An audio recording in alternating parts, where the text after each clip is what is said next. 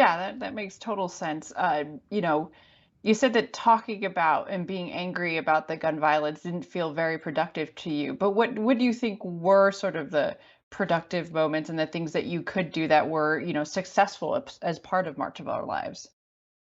I mean, don't get me wrong, talking is my favorite pastime. Talking is an incredibly productive thing.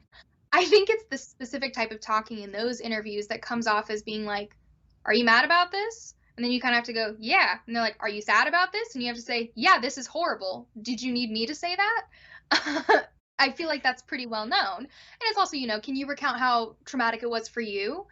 And that is not what I'm here to do. But talking, being angry, that was always a strength of ours with March for Our Lives, is that we were incredibly radical in our emotions and honest with our anger.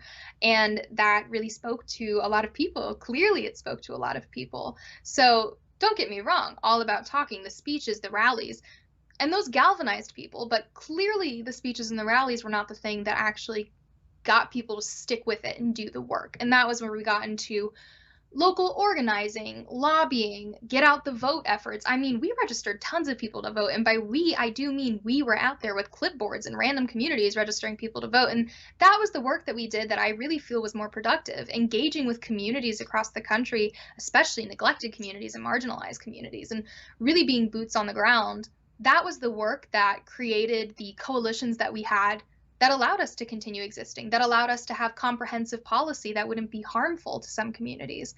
So, yes, talking and being angry is valuable in the right time and place and when, strategically done. But the real work, the work that doesn't get the attention, is going to be the work that creates that longevity and that creates that success.